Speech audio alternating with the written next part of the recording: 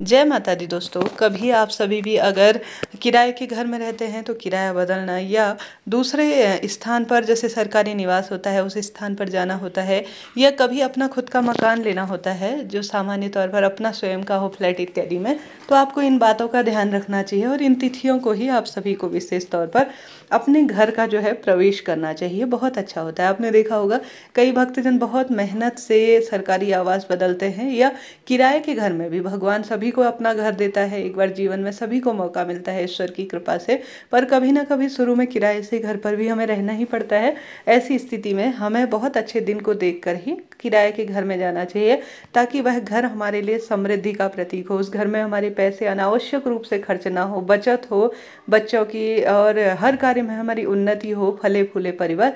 ऐसे में अच्छा दिन जरूर देखा जाता है। ऐसी स्थिति में हमें किन बातों का ध्यान रखना चाहिए? जैसे सरकारी निवास हो या आप किराए का कमरा बदल रहे हैं, तो सबसे पहले वहां पर आप सभी को एक अच्छे दिन को देखकर तुलसी का पौधा रखकर आना चाहिए, या सबसे पहले कोशिश करनी चाहिए कि तुलसी का पौधा या एक नारियल या राधा कृष्ण की मूर्ति, प्रतिमा, या महादेव को आप मानते हैं तो वहाँ किसी अच्छे दिन या सबसे पहले उसी का प्रवेश होना चाहिए।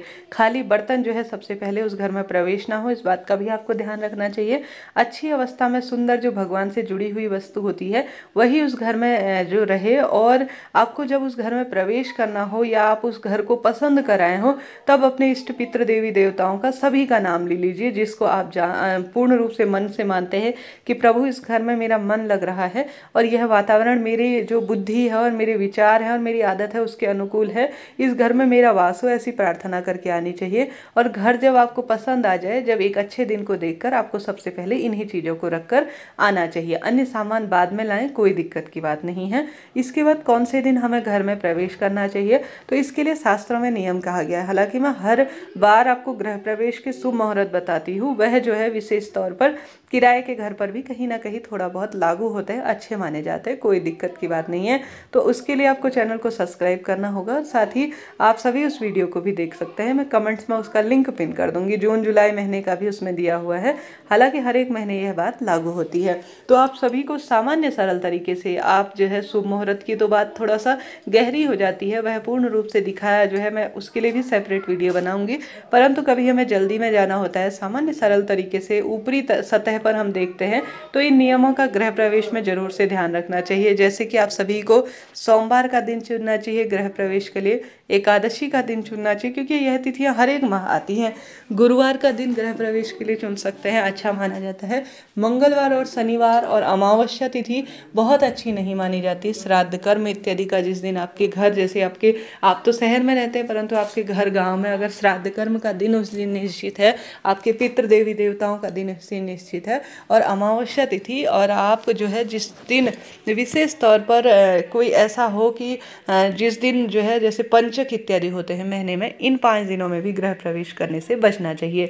यह दिन अच्छे नहीं माने जाते स्थानांतरण करने के लिए। तो आप सभी ध्यान रखिएगा, किसी भी स्वरूप में रविवार के दिन भी गृह प्रवेश ज़्यादा अच्छा नहीं माना जाता। मंगलवार और शनिवार के दिन भी गृह प्रवेश करने से बचे। शुक्रवार धन लक्ष्मी का दिन है, उस दिन आप गृह प्रवेश कर सकती हैं। और साथ ही सोमवार का दिन है, शुक्रवार के साथ साथ बुधवार और गुरुवार भी, और पूर्णिमा, एकादशी, और महीने में कोई व्रत त्योहार अच्छे दिन आते हैं तो उन दिनों में ही हमें गृह प्रवेश करना चाहिए।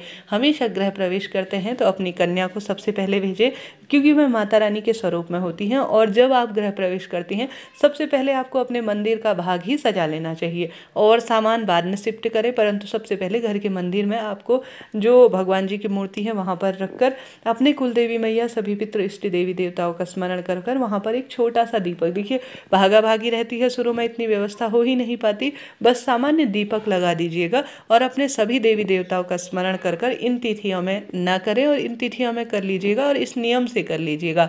मटका जो कि जल से भरा हुआ अपने घर की रसोई में रख लीजिएगा, जल से भरा हुआ कलश रख लीजिएगा, तो भी यह आपके गृह प्रवेश की पूजा और पाठ को सफल बनाने वाला होगा। कहने का अर्थ है वह आपके लिए स्थान बहुत अच्छा हो जाएगा, सफल स्वरूप में माना जाएगा।